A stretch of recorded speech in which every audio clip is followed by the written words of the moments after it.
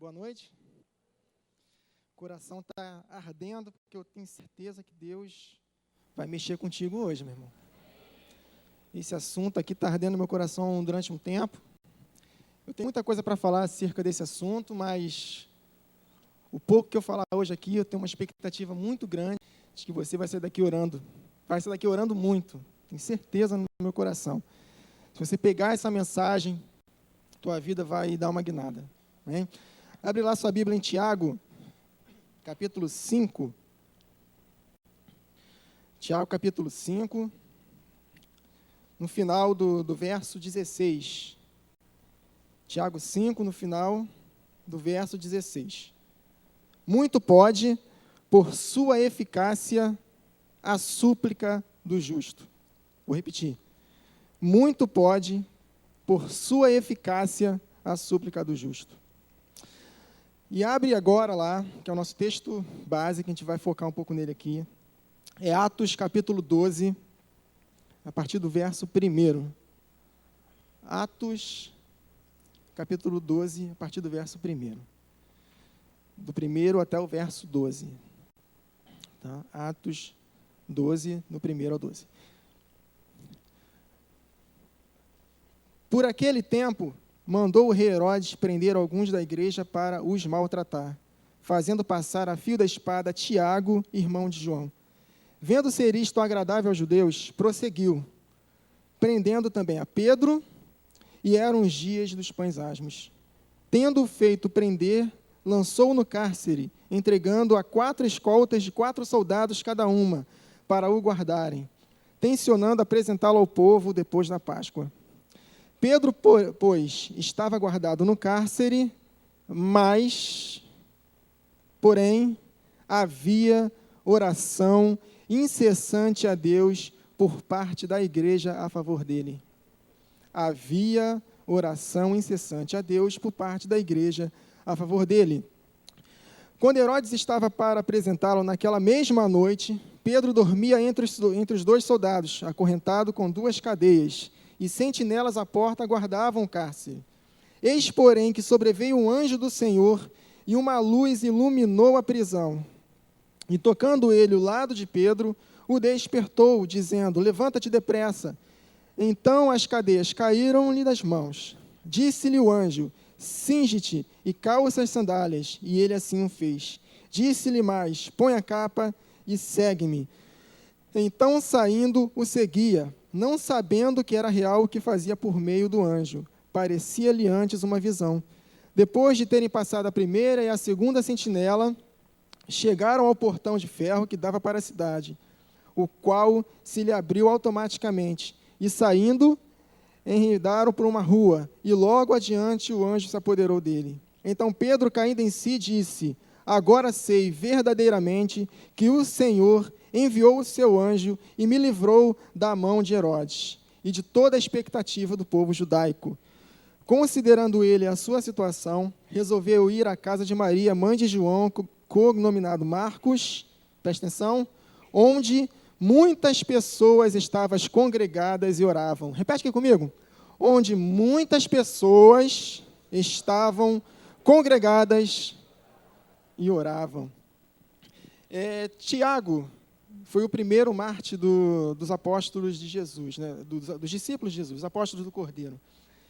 E quando aconteceu isso, o povo achou muito interessante, gostaram dessa matança. Né? Herodes mandou matar Tiago a fio da espada, e Pedro, ele seria o próximo. E a igreja, creio eu, ela não havia feito algo antes do Tiago morrer. Eu tenho convicção no meu coração de que seria diferente se a igreja se portasse da forma que ela se portou após a morte precoce de Tiago.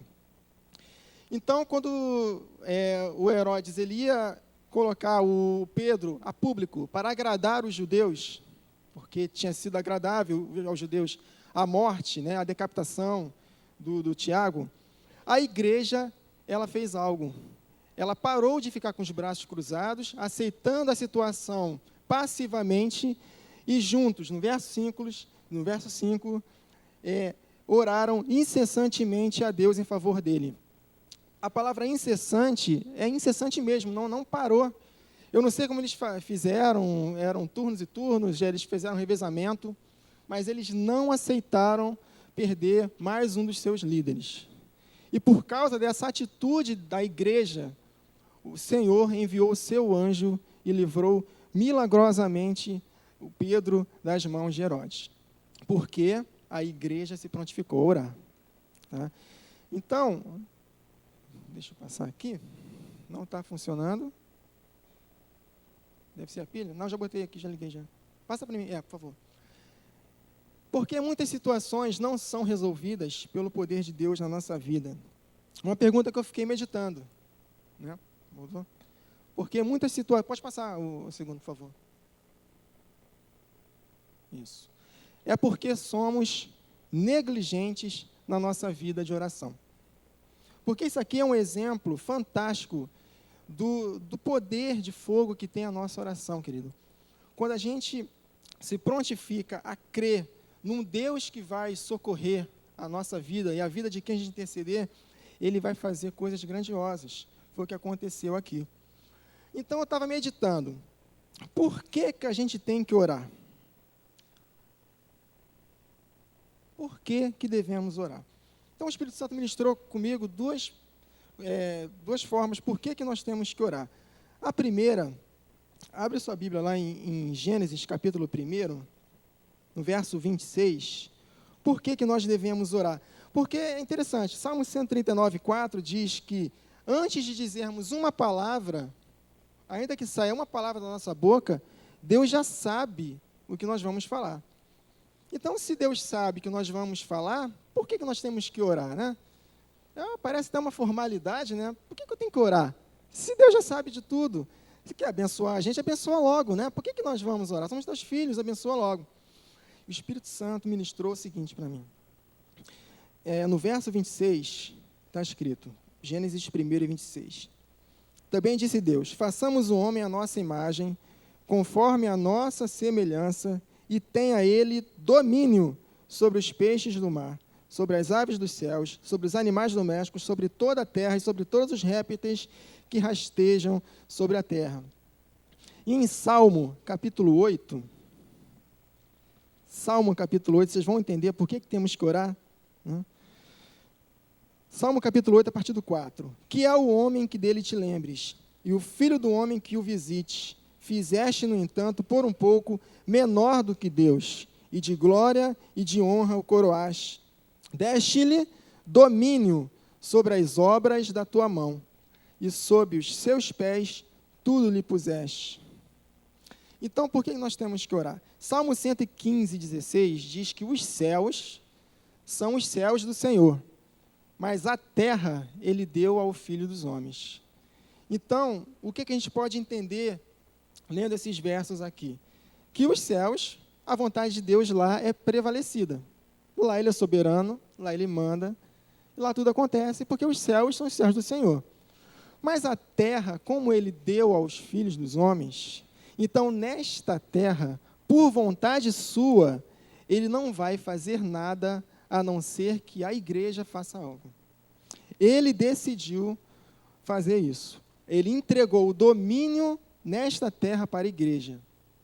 Então, se nós não fizermos nada a respeito, Ele não vai fazer nada, gente. Nada. Eu tenho certeza absoluta que se a igreja não levantasse em oração, Pedro teria sido morto naquele dia. Tenho certeza. Tá? E da mesma forma que se a igreja tivesse percebido isso antes, Tiago também teria sido livre. Essa é uma convicção minha. Tá? Uma convicção minha. Então, o poder que nós temos na oração é algo fantástico. Então, nesta terra, eu vou falar de novo, para ficar bem fixo em vocês. Deus não vai fazer nada a não ser que façamos algo em oração.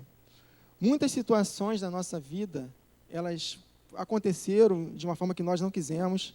Muitas pessoas morreram. Muitas causas terríveis que aconteceram nesse mundo aconteceram porque a igreja, ela não entendeu ainda o poder que ela tem quando ela ora. E a necessidade que ela tem de orar. Porque em Lucas capítulo 18:1, Jesus contou uma parábola e no versículo 1 ele falou que a igreja tem o dever de orar sempre e nunca esmorecer. Então, além de ser uma coisa poderosa para poder fazer com que Deus haja em nosso favor, ela é uma obrigação, ela é um dever de toda a igreja. Foi isso que Jesus quis dizer. Então, queridos, nessa terra, Deus não vai fazer nada, a não ser que movemos os céus em oração. Você não vai mandar em Deus, mas Ele não vai fazer nada, a não ser que você ore. É isso que está na palavra, entendeu? E a outra razão por que nós devemos orar, porque em Efésios capítulo 5, versículo 1, diz que nós devemos ser imitadores de Deus como filhos amados. Em 1 Coríntios 11, 1, o apóstolo Paulo ele fala para a igreja de Corinto: sede meus imitadores, como eu sou de Cristo. Então vamos analisar como é que foi a vida de Jesus quando ele esteve nessa terra, né? Jesus, ele foi um homem de oração. Por toda a escritura, nos evangelhos, dizem claramente que ele foi um homem de oração. Eu anotei aqui 5 versos que dizem isso. Mateus 14, de 22 e 23, Mateus 14, 22 e 23, logo a seguir, compeliu Jesus os discípulos a embarcar e passar adiante dele para outro lado, enquanto ele despedia as multidões. E despedidas as multidões, subiu ao monte, a fim de orar sozinho. E caindo a tarde, lá estava ele, só. Mateus 26 e 36, tem várias passagens, tá? Eu separei 5. Em seguida, foi Jesus com eles a um lugar chamado Getsêmani, e disse a seus discípulos: assentai-vos aqui, enquanto vou ali orar. Em Lucas, capítulo 5, versos 15 e 16, diz: porém o que se dizia a seu respeito cada vez mais se divulgava, e grandes multidões afluíam para ouvirem e serem curadas de suas enfermidades. Ele, Jesus, porém, se retirava para lugares solitários e orava. Mais uma, Lucas 9, 28. Esse eu quero... Vocês estão acompanhando? Vamos lá. Esse aqui eu não anotei, não. Lucas 9 e 28. Mais um exemplo que nós devemos ser imitadores de Deus. Lucas 9 e 28. Cerca de 8 dias depois de proferidas estas palavras, tomando consigo a Pedro, João e Tiago, subiu ao monte com o propósito de orar. E a última que eu marquei aqui, Lucas capítulo 22, versos 39 e 40. Lucas 22, 39 e 40. E saindo foi, marca na tua Bíblia, como de costume, para o Monte das Oliveiras. E os discípulos o acompanharam. Então, chegando ao lugar escolhido, Jesus lhe disse: orai, para que não entreis em tentação. Aqui tem um detalhe interessante também que o Espírito Santo falou comigo, que para que nós não possamos cair em tentação, nós devemos orar. De que maneira? No verso 39, Jesus foi como de costume orar. Então, eu tenho plena certeza de que se nós tivermos uma vida constante de oração, nós jamais vamos cair em tentação, porque foi Jesus que disse isso. Então, o apóstolo Paulo ele falou: sede meus imitadores como eu sou de Cristo. Em 1 Coríntios 14 e 8, ele diz para a igreja, 14 e 18, eu dou graças a Deus que eu oro mais em línguas do que todos vocês juntos. E o mais interessante é que no verso 5, 14, 5, né, ele diz: orarei em espírito, mas também orarei com a mente. Se ele já orava mais do que todos eles em espírito, juntando com a mente, é algo incrível. Então, o apóstolo Paulo, ele entendeu o que é uma oração. E a gente vê como é que foi o ministério dele. E o ministério de Jesus foi um sucesso porque ele orou muito. Né? Aquela promessa que se nós cremos nele, faremos as obras maiores do que Jesus fez, iguais e até maiores. Nós só vamos fazer se nós, no mínimo, imitarmos ele na questão da oração. porque Jesus orou muito. O interessante é que Jesus orava, curava cegos, mudos, surdos, ressuscitava mortos. Jesus curava, multiplicava pães e peixes. Jesus orava e tinha uma percepção de agir diante das situações com sabedoria. Jesus, ele continuou orando na cruz. Na cruz, lá cheio de dor, ele continuou orando. E até hoje, ele ora. Porque em Hebreus 7, 25, diz que ele intercede por nós. Ou seja, Jesus, ele não para de orar. E não bastando isso, ele nem enviou o Espírito Santo dele no nosso coração. Porque nós não sabemos orar como convém, mas ele ajuda, ele nos ajuda em nossa fraqueza, intercedendo por nós com gemidos inexprimíveis. Eu adoro aquela passagem de Zacarias, que ele fala que o Espírito Santo é o Espírito de súplicas, é o Espírito que intercede por nós, mas ele não ora sozinho. Essa palavra ajuda no grego, ela tem o sentido de nós carregarmos a mesma coisa que ele carrega. Então, nós oramos, nós somos cooperadores de Deus e nós estamos em perfeita harmonia. Ele só vai interceder por nós se nós resolvermos orar. Então, estas são as definições. Por que nós devemos orar? Primeiro, que os céus são os céus do Senhor e a terra ele deu aos filhos dos homens. Nesta terra, a autoridade está com a igreja, as chaves estão conosco, porque ele disse lá que as chaves do reino estão conosco. Tudo que ligarmos na terra será ligado no céu. Tudo que desligarmos na terra será desligado no céu. Se você ficar passivo diante das situações e não ligar essa chave mediante as orações, Deus não vai fazer nada por você, nem por mim, porque está desligado. Agora, se nós ligarmos, aí sim, Deus vai mover e vai fazer coisas tremendas no nosso meio. E a outra maneira, por que nós devemos orar, é por causa disso, né? Que nós devemos ser imitadores de Deus como filhos amados, né? Tem até uma pergunta que vocês estão cansados de ouvir por aí. Se Deus é bom, por que acontece tanta coisa ruim, né? Crianças morrem cedo, passam fome, está esse mundo aí, nessa tragédia só. Será que Deus ele não se importa conosco? É isso que eu falei. Deus, a culpa não é de Deus, a culpa é da igreja. Porque se a igreja orasse como tem que orar, e se achegasse a Deus na palavra, eu te garanto, querido, que as coisas iriam mudar. Porque Deus pede, Jesus pede, rogai ao Senhor, a Deus, para que Ele envie trabalhadores. Ele não vai enviar trabalhadores enquanto nós não oramos. Então, muitos dons, muitos chamados de Deus para essa área específica de ir ao campo, não tá crescendo porque a igreja não está rogando, não está pedindo. Jesus falou, rogai ao Senhor para que mande trabalhadores para a sua seara. Entenderam, gente? Está entendido? Amém. Então, vamos passar aqui. Vamos para frente. Então, vamos abrir essa Bíblia aqui, por favor, em Lucas. Essa questão aqui é muito importante. Nós já sabemos que nós precisamos orar, porque é um dever, e as coisas não vão acontecer aqui enquanto nós não oramos. Agora, tem uma situação aqui que o povo de Deus desanima muito. É o tempo. O tempo. Nós sabemos que em Hebreus, que a fé e a paciência, como diz o pastor Hélio, né, elas andam de mãos dadas. Então, a paciência ela é fundamental. E nessa parábola, Jesus nos ensinou algo importantíssimo. Lucas 18, a partir do verso 1. Disse-lhe Jesus uma parábola sobre o dever, grifa na tua Bíblia, dever de orar sempre e nunca desanimar com o tempo. Havia em certa cidade um juiz que não temia Deus, nem respeitava homem algum.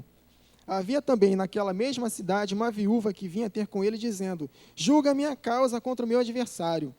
Ele, por algum tempo, não a quis atender, mas depois disse consigo, bem, que eu não temo a Deus, nem respeito a homem algum.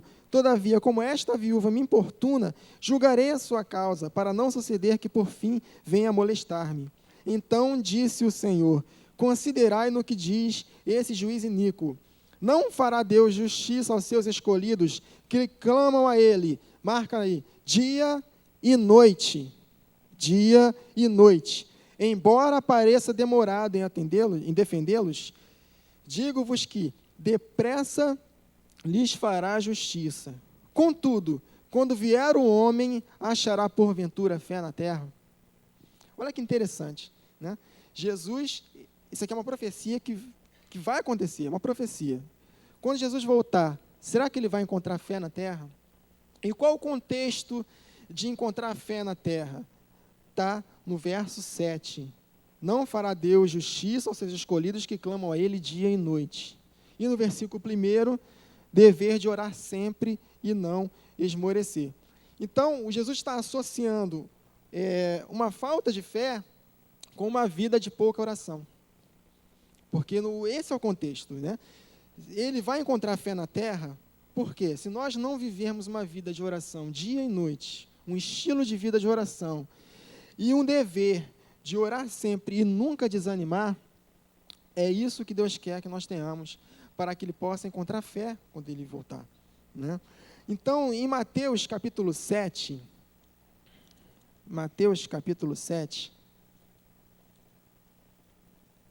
versículo 7, pedi e dar-se-vos-á, buscai e achareis, batei e a porta vai se abrir. Pois todo o que pede recebe, o que busca encontra, e quem bate, abre-se-lhe-á. Ou qual dentre vós, ó homem, que se porventura o filho lhe pedir pão, lhe dará pedra? Ou se lhe pedir um peixe, lhe dará uma cobra? Ora, se vós sois maus, saber dar as boas dádivas aos seus filhos, quanto mais o vosso Pai que está nos céus dará coisas boas ao que lhe pedirem. No grego, no verso 7, o tempo verbal disso aqui, de pedir e dar-se-vos-á, é o seguinte: pedir, continue pedindo, não pare de pedir e será dado a você. Buscai, continue buscando e não pare de buscar e você achará. Batei, continue batendo e não pare de bater e será aberto a você. Em Colossenses capítulo 4, verso 2, diz que nós devemos perseverar em oração, vigiando com isso com ações de graças. Você deve manter uma vida de ações de graças, porque nós cremos no caráter do Deus que nós servimos, que Ele é fiel, que Ele não pode mentir.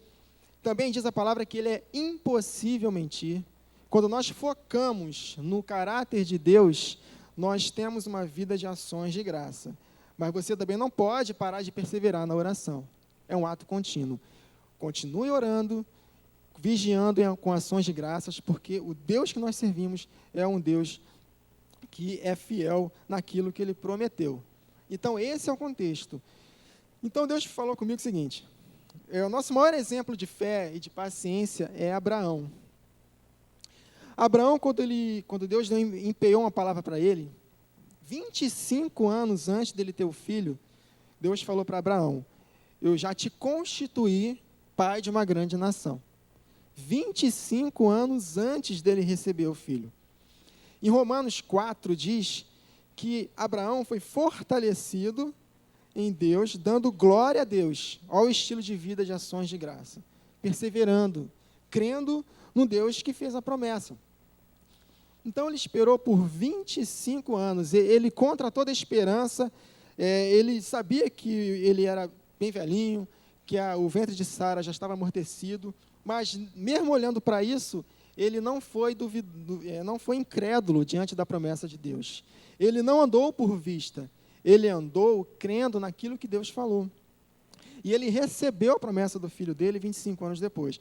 Mas o detalhe mais interessante é porque em Salmo 127, Salmo 128, tem uma promessa de que nós veremos o filho do nosso filho. Então, baseado nessa promessa, eu creio que Abraão, ele também estava com uma expectativa de ver o neto dele, né? É a promessa de Deus: verás o filho do teu filho. E ele, olha só que interessante, em Gênesis capítulo 25, Gênesis capítulo 25, a partir do verso 20. Era Isaque da idade de 40 anos quando tomou por esposa Rebeca. Deus empenhou uma palavra para Abraão, 25 anos de ele ter um filho. E ele teve uma expectativa de ver o filho do filho dele. Então, 40 anos Isaque casou, ou seja, já passaram 65 anos. Só que Deus é incrível, né? ele já não bastasse a esposa de Abraão ter a mulher estéril, a esposa do filho dele também foi estéril. E Isaac, no versículo 21, grifa, orou ao Senhor por sua mulher, porque era estéril. Então, no final do verso 26, era Isaac da idade de 60 anos, quando Rebeca lhe deu à luz. Isaac orou insistentemente a Deus, por 20 anos, para que a sua mulher, milagrosamente, deixasse de ser estéril e teve os gêmeos, Jacó e Esaú. Abraão, desde o dia que Deus prometeu para ele, até o nascimento de Jacó e Esaú, que é o filho do filho dele, filhos do filho dele, demorou 85 anos. Vai gostar de esperar assim mesmo. Queridos, isso aqui não é para te entristecer não, é para te animar. Porque eu espero que você não espere esse tempo todo para ter a tua vitória, a tua promessa, concretizada, materializada. Mas uma coisa eu rogo por vocês, nunca desanime. Continue batendo, não pare de bater e será aberto a você. Não importa o tempo que demore. Deus, Ele é um Deus que Ele sabe fazer as coisas certas. Não chega nem cedo nem tarde. Né? Lembrei até agora dos pais de João Batista. Né? Eles oraram muito para Deus dar a ele o filho. E o interessante que a palavra diz que os pais de João Batista eram de idade avançada quando teve o filho. Se eu estivesse no lugar dele, eu falei, pô Deus, agora que você vai me dar o filho? Depois de velho? Fala sério. Mas, meu querido, não nasceu qualquer filho. Nasceu o filho. João Batista. Ele nasceu na plenitude do tempo, porque Jesus veio na plenitude do tempo, e João Batista nasceu, Jesus falou que dentre os nascidos de mulher, não houve como João Batista. Ele teve o privilégio de anunciar, preparar o caminho para o Senhor. Os pais estavam velhos, e daí? Olha o propósito que Deus deu. Viu que vocês oraram muito, né? Legal. Mas eu vou dar para vocês também o filho. Então, o que nós temos que aprender é o seguinte, nós temos que perseverar, queridos. Não importa a situação que você está passando, se você ora por um familiar seu, o seu marido, sua esposa, ou seu filho que está nas drogas, ou seja lá o que for, meu querido, não desista.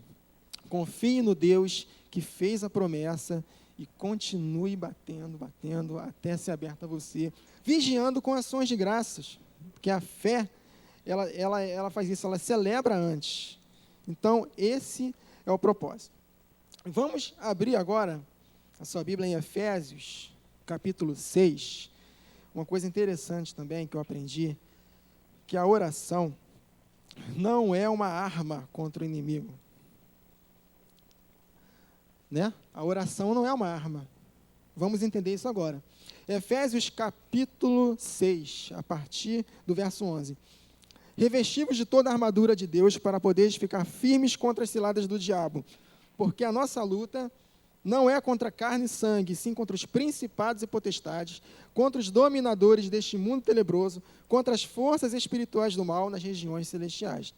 E aqui, a partir do verso 13, ele fala para que nós tomemos as armaduras de Deus, para que possamos estar de pé no dia mal e permanecer inabaláveis. Tá? A nossa luta não é um combate de você querer vencer, é um combate de resistência, porque quem nasce em Cristo Jesus já nasce da vitória dele. Tá? 1 João 5:4. Então é um combate de resistência. O inimigo, o apóstolo Paulo, ele não ignorava os ardis de Satanás. Mesmo ele estando debaixo dos nossos pés, nós não podemos ignorar. Né? Então, nós devemos resisti-lo. Então, aqui tem as armas. Né? Couraça da justiça, a espada do Espírito, capacete da salvação. Mas, em nenhum momento, ele fala da oração. Porque a oração ela não é uma ferramenta, uma arma contra o diabo. A oração está aqui no verso 18. Depois de tomando toda a armadura, com toda a oração... No original é com todos os tipos de oração e súplica, orando em todo o tempo no Espírito, e para isto vigiando com toda, olha a perseverança de novo, perseverança e súplica por todos os santos. Então, a oração não é uma arma, a oração é a guerra, é a própria guerra. Então, em Daniel, capítulo 10, temos um exemplo aqui muito interessante. Daniel foi um homem do Antigo Testamento, meus queridos. Esse orava. A Bíblia diz que Daniel orava 3 vezes ao dia. 3 vezes ao dia. Então, Daniel 10, a partir do verso 10. Daniel 10, depois de Ezequiel. Eis que certa mão me tocou, sacudiu-me e me pôs sobre os meus joelhos e as palmas das minhas mãos. Ele me disse: Daniel, homem muito amado, está atento às palavras que vou te dizer. Levanta-te sobre os pés, porque eis que sou enviado. Ao falar ele comigo estas palavras, eu me pus em pé tremendo. No verso 12, então me disse: não temas, Daniel, porque desde o primeiro dia em que coração a compreender e a humilhar-te perante teu Deus, foram ouvidas as tuas palavras, e por causa das tuas palavras eu vim. No primeiro dia que ele orou, a resposta já foi enviada. Mas aqui no início do capítulo 10, diz que Daniel ele fez um jejum de 21 dias. E diz a palavra que ele clamava a Deus, em súplicas a Deus. Aqui no versículo 2 diz que eu, Daniel, pranteei durante 3 semanas. Uma oração fervorosa, uma oração de súplica, uma oração de batalha, porque quando o anjo falou que desde o primeiro dia a resposta dele foi enviada, e o anjo só conseguiu chegar 21 dias depois. Porque no verso 13 está dizendo o motivo. Porque o príncipe do reino da Pérsia me resistiu por 21 dias. Porém, Miguel, um dos primeiros príncipes, veio para ajudar-me, e eu obtive vitória sobre os reis da Pérsia. Então, no verso 12, que é o verso principal, o anjo só conseguiu chegar naquele momento para Daniel por causa das tuas palavras, por causa das palavras de Daniel, por causa da oração de Daniel, por causa da batalha, querido. O que você pediu a Deus já foi liberado, mas estamos num combate. É um bom combate da fé, porque é um combate que nós já somos vencedores. Mas nós não devemos só falar que somos vencedores e ficar passivos. Se nós não perseverarmos em oração, nós não vamos ver materializada aqui na terra a promessa de Deus. Foi o que Daniel fez. Daniel ficou 21 dias e o anjo falou: por causa das tuas palavras eu cheguei aqui. Se Daniel tivesse desistido de orar, demorou tanto, vou desistir. O anjo, ele não teria chegado com a resposta dele. Então, é isso que nós temos que aprender. Por isso que o apóstolo Paulo falou que a oração, ela é a guerra. Que nós devemos combater num combate de resistência, orando em todo o tempo. Então, o anjo só conseguiu resistir aos principados e potestades por causa das palavras persistentes de Daniel. Há uma batalha espiritual sendo travada, e só veremos a resposta de Deus concluída se persistirmos na oração. Não esqueçam de vigiar com ações de graças. Ações de graças é certeza absoluta no caráter no Deus que nós servimos. Tá? Esse verso também aqui é muito interessante. O apóstolo Paulo, ele falou para a igreja de Tessalônica: quisemos visitá-los. Eu mesmo, Paulo, o quis. Satanás, porém, nos impediu. Eu acho que o apóstolo Paulo, ele deu uma sutilezazinha, né, com uma luvinha de película na cara da igreja, né? Ele quis dizer o seguinte: sabe por que Satanás nos impediu? Porque vocês não perseveraram em oração. Intrinsecamente é isso. Eu creio que é isso. Porque vendo esse ensino aqui de Daniel, porque Romanos 15 diz que tudo que está na palavra foi escrito para o nosso ensino, e aqui tem um princípio tremendo de você perseverar na oração, porque a tua resposta já foi enviada no primeiro dia que você orou, ela só chegou porque ele perseverou. Então, Paulo ele quis ir, mas por causa da negligência da oração da igreja, ele não conseguiu chegar, porque Satanás o impediu. Os da Pérsia estavam tentando impedir o anjo de chegar com a resposta de Daniel. não impediu, porque o Daniel perseverou 21 dias orando. O contraste disso aí tem Filemão. Filemão é fácil de achar. É um livro, é uma carta antes de Hebreus. Hebreus sabe onde está. Então, Filemão, vai lá rapidinho comigo. Viu Hebreus? Uma cartinha antes. Já é o inverso. Olha só. Filemão, capítulo 1. Né? Só tem um capítulo, verso 22. Olha o que o apóstolo Paulo diz. O contrário disso aí. E ao mesmo tempo, prepara-me também pousada, pois espero que por vossas orações, grifa isso aí, gente, por vossas orações, eu vos serei. Olha só o que o apóstolo Paulo falou. Pode preparar, quando ele escreveu essa carta, ele estava preso. Ele falou, pode preparar a pousada para mim, porque eu sei que vocês vão orar por mim. E por vossas orações, eu tenho certeza que eu serei restituído. Então, prepara a pousada para mim. Está vendo o contraste? Satanás impediu de apóstolo Paulo visitar a igreja de Tessalônica. Já que, a epístola de Filemão, ele falou, por causa das vossas orações, pode preparar a pousada, que eu serei restituído. Colossenses capítulo 4, verso 12. Colossenses, capítulo 4, verso 12. Nós já aprendemos por que devemos orar. As situações dessa terra só vão acontecer se a igreja fizer algo em oração. Nós aprendemos que nós devemos ser imitadores de Deus. O sucesso de Jesus no seu ministério deu-se porque ele gastava muito tempo orando. Ele interrompia ritmos de ministério dele para poder se despedir das multidões e ficar sozinho com Deus. Então, Jesus orou muito. E nós vimos aqui também que a oração é a guerra, estamos no combate espiritual, né?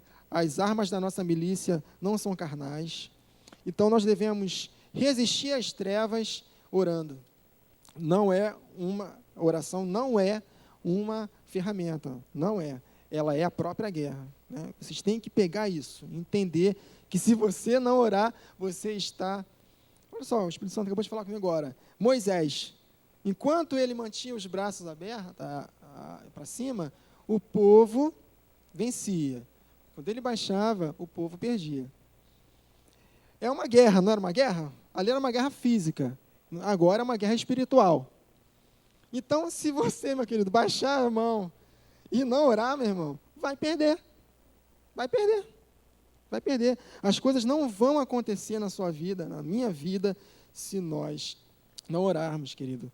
Meu querido, ore pela sua família, ore pelo seu filho, ore para que Deus possa cumprir o propósito dele, na vida dele, Jesus. Se tiver alguma enfermidade, você tem autoridade no nome de Jesus, expulsa no nome de Jesus, mas para que você possa ter certeza e expulsar uma enfermidade, você tem que estar ativo em Deus. Porque a gente fica muito desanimado, triste, preocupado, porque nós oramos pouco. Faz um teste, começa a orar. Você que vai batizar o Espírito Santo, ore em línguas. Começa a orar. É impressionante como você vai ter uma vontade imensa de ler a Bíblia.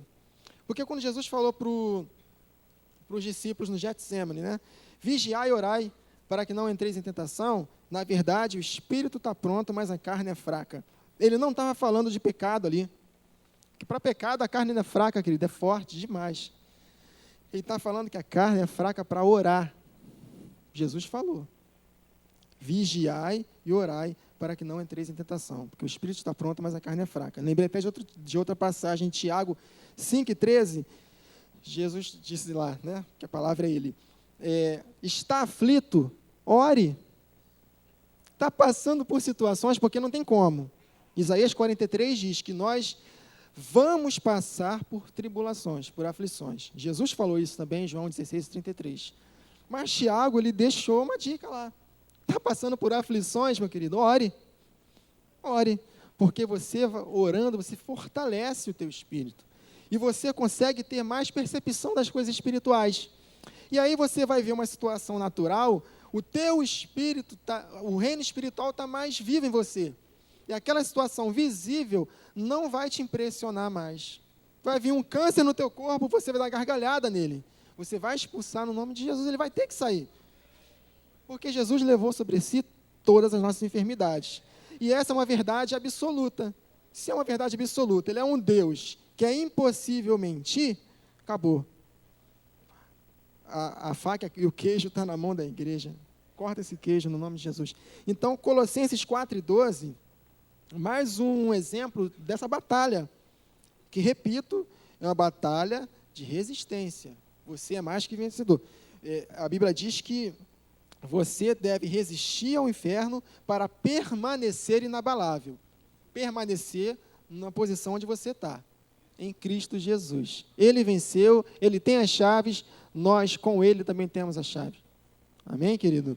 E tudo que ligarmos na terra será ligado no céu. Então, Colossenses 4:12 diz: saúda-vos Epáfras, que é dentre vós, servo de Cristo Jesus, o qual se esforça sobremaneira continuamente, olha a perseverança, por vós, aonde? Nas orações. No grego, essa palavra aqui, esforça sobremaneira, é agonizomai. Significa competir com adversários, batalhar com dificuldades e perigos, esforçar com zelo extremo, trabalhar intensamente. Epáfras é agonizomai. Ele agonizava pela igreja, ele batalhava, ele se esforçava com zelo, aonde? Nas orações. Era uma pessoa fervorosa de espírito, orava.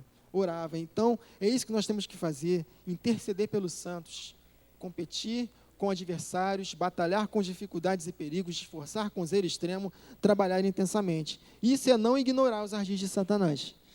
Embora ele esteja debaixo dos nossos pés, mas nós, como igreja, temos que fazer algo batalhando nas orações. Outro detalhe interessante, para você não confundir, porque tem pessoas que falam que nós devemos ter fé na oração. Não, nós não temos que ter fé na oração. Nós temos que ter fé no Deus que ouve as nossas orações, né? É como se você disser, não vou dar esse exemplo para vocês não, que vocês têm saúde, em nome de Jesus. Uma pessoa que esteja doente, liga para o médico vai e socorre ele. Aí você dizendo que o poder está na oração, é a mesma coisa que você dizer que o poder, a pessoa que socorreu ele foi o telefone. Não, quem socorreu ele não foi o telefone, foi o médico. O telefone foi apenas um meio. Tá?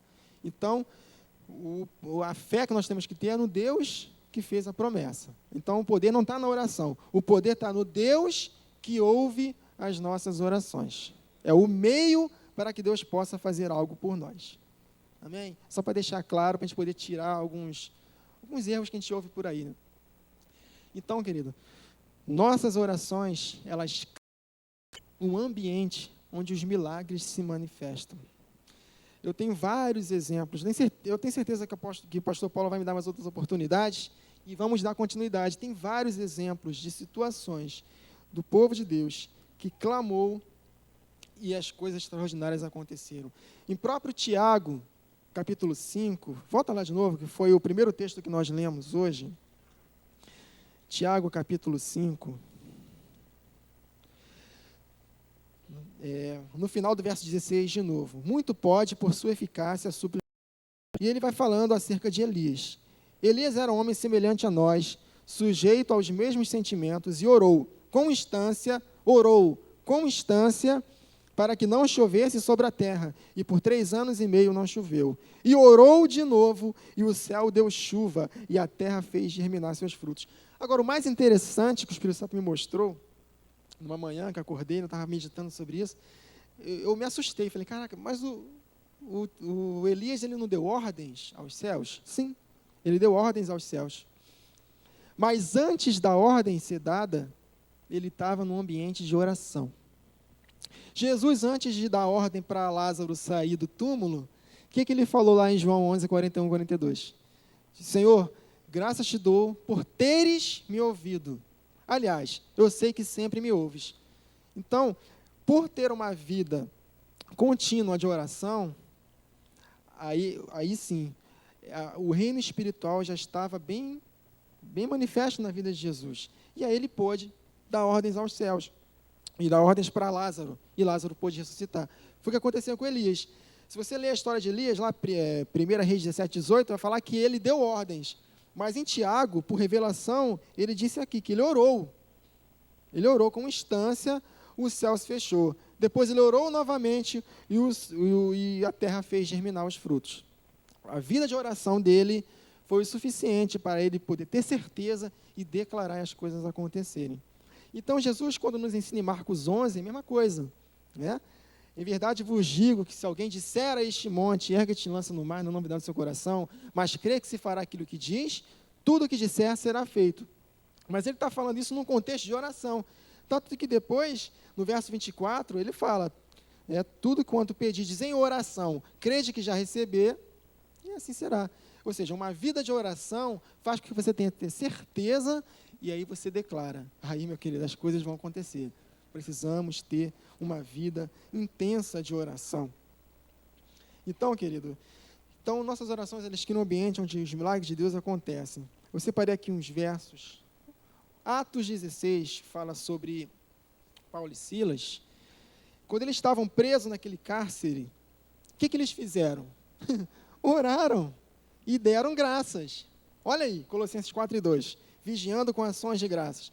Eles oraram. Querido, no momento que eles oravam e cantavam louvores ao Senhor, aconteceu o improvável. Aconteceu um terremoto e as correias de todos os presos foram soltas. Segundo a Crônicas 32, do 20 a 22, o rei Senaqueribe, ele ameaça, deixa eu ver aqui, segundo a Crônicas 32, já estamos terminando, segundo a Crônicas 32, do verso 20 até o 22. Porém, então o rei Senaqueribe, ele ameaçou. O exército de Senaqueribe, eles eram imbatíveis. Eles não tinham perdido nenhuma guerra. Ninguém tinha conseguido resistir a esse exército até então. E eles ameaçaram aos servos do Senhor, o rei Ezequias e Isaías. E o que eles fizeram quando receberam essa ameaça? O mesmo que nós devemos fazer quando nós somos confrontados pelo inimigo, pelas situações. No verso 20. Porém, o rei Ezequias, segundo a Crônicas 32 e 20, porém, olha o mais aí do início de Atos, né? Mas a igreja orou incessantemente. E aqui está de novo. Entretanto, o rei Ezequias e Isaías, o profeta, filho de Amós, oraram por causa disso e clamaram ao céu. Então o Senhor enviou o anjo. Olha só que coincidência, né? O mesmo que aconteceu lá com Pedro.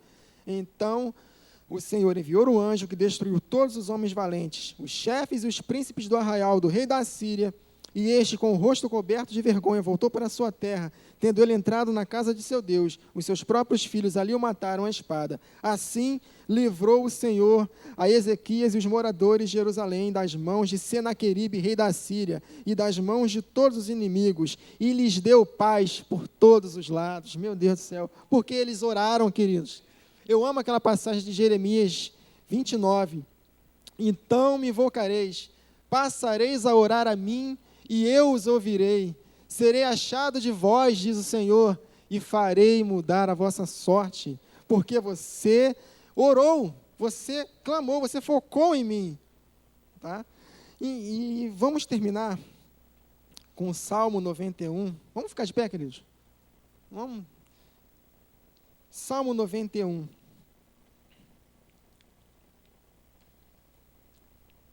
Salmo 91. Está passando por situações difíceis, estamos em batalha.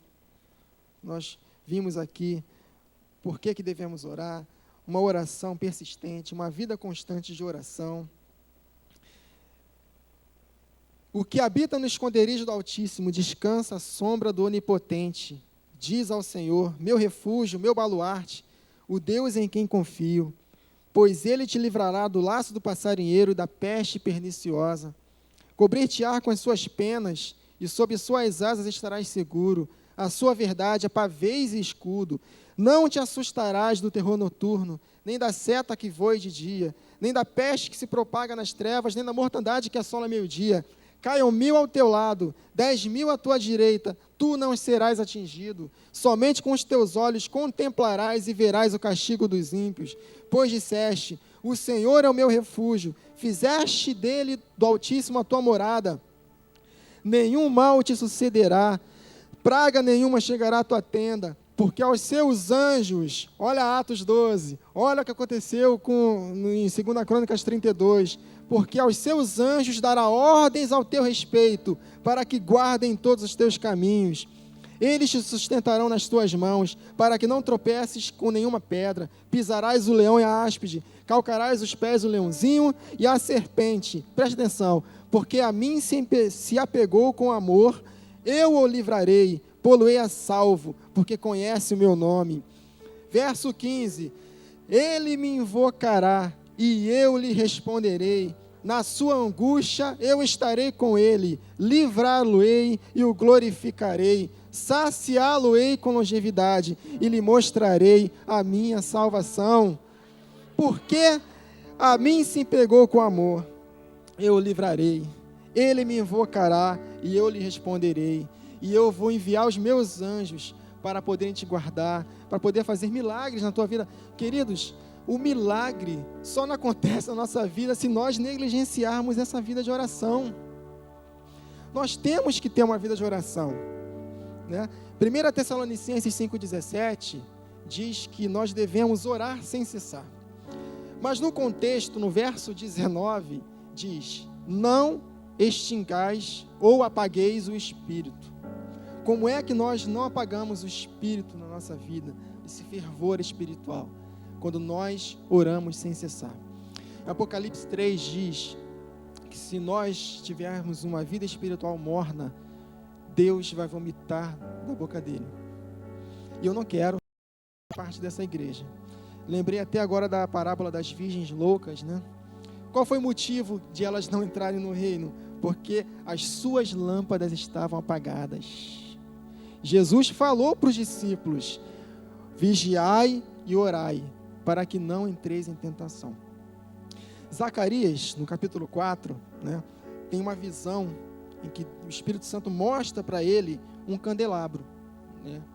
E na visão, o candelabro, ele explica lá o que é o candelabro de ouro. O candelabro de ouro é o Espírito Santo.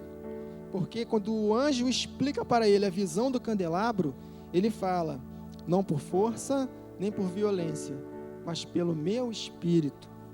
Então, no tabernáculo de Moisés, o candelabro, ele tinha duas funções, que era iluminar o local e aquecer o local.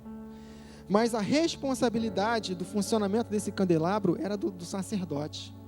Todos os dias, de manhã e na tardinha, ele tinha que aparar os pavis, colocar azeite e manter as lâmpadas acesas. Então nós, como crentes da nova aliança, nós somos feitos reis e sacerdotes. Então a responsabilidade de manter o Espírito vivo em nós, aceso, aquecendo, iluminando o nosso caminho, que é revelando a palavra de Deus para que nós não possamos tropeçar, né? Porque a palavra de Deus é luz para o nosso caminho.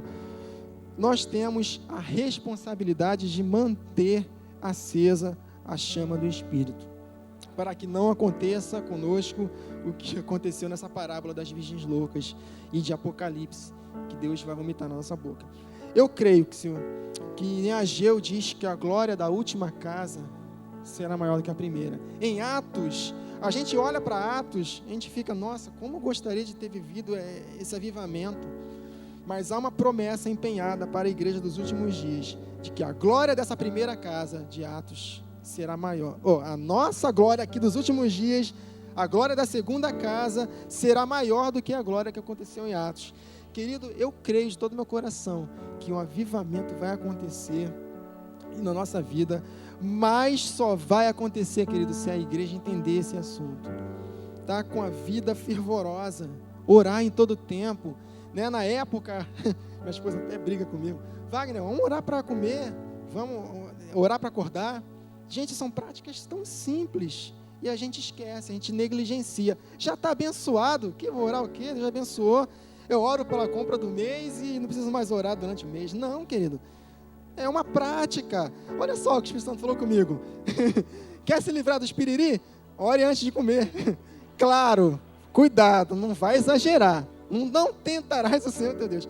Mas, meu querido, a oração ela é eficaz. Muito pode, por sua eficácia, a súplica do justo.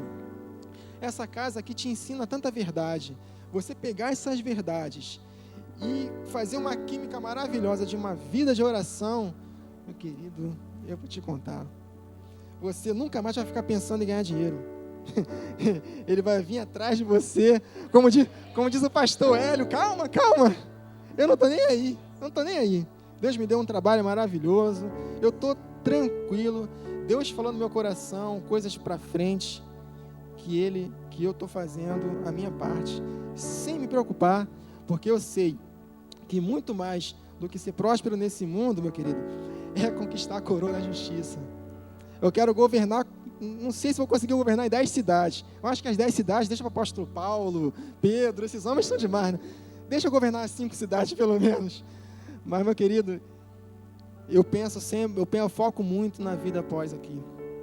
Porque o que é a nossa vida aqui na Terra, comparada com a eternidade?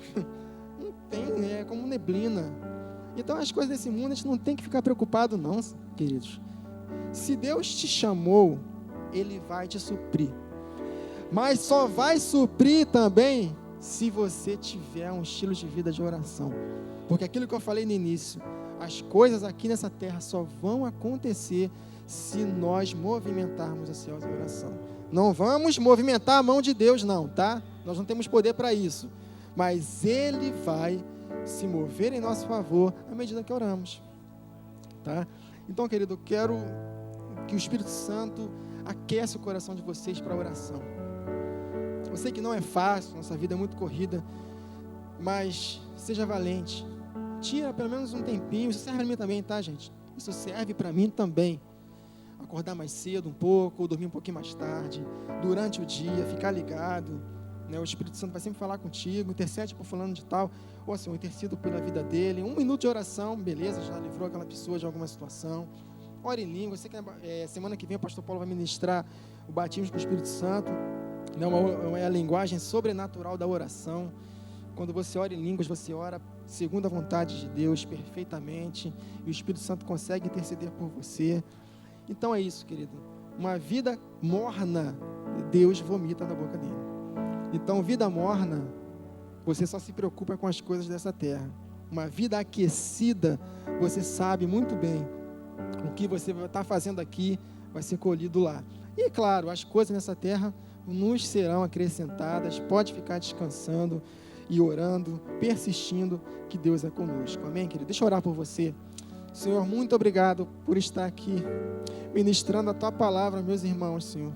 Eu te rogo, Espírito Santo, que aqueça o coração dos meus irmãos, Pai. Que eles venham ter mais sensibilidade do Teu Espírito, que eles venham ser cheios do Teu Espírito, Senhor, da Tua palavra, porque com uma vida de oração plena, eles vão cair dentro da palavra, não tem como. Eu oro pela vida deles, pelos seus familiares, situações, Senhor, que eles estão colocando no Teu altar. Eu creio, Senhor, que todos eles serão resolvidos, se eles entenderem esse assunto, Senhor. Que não existem possibilidades no ambiente de oração, Senhor. Muito obrigado pela vida deles.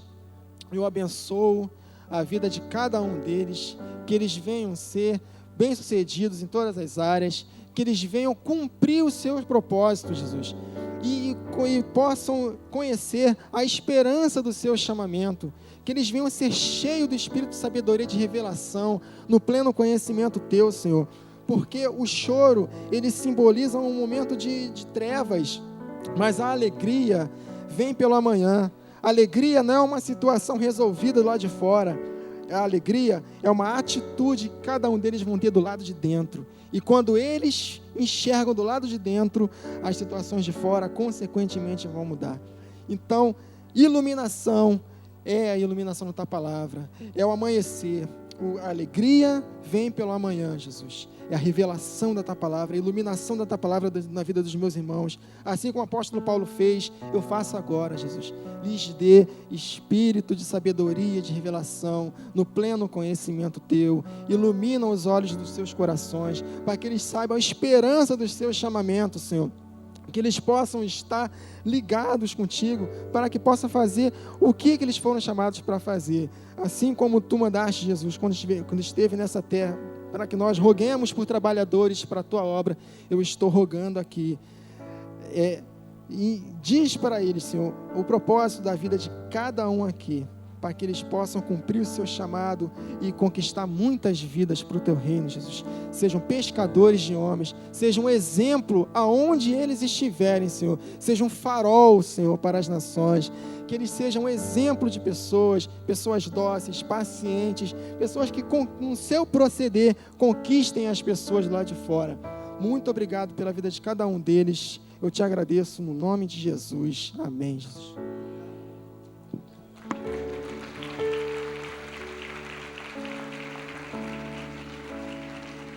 Glória a Deus.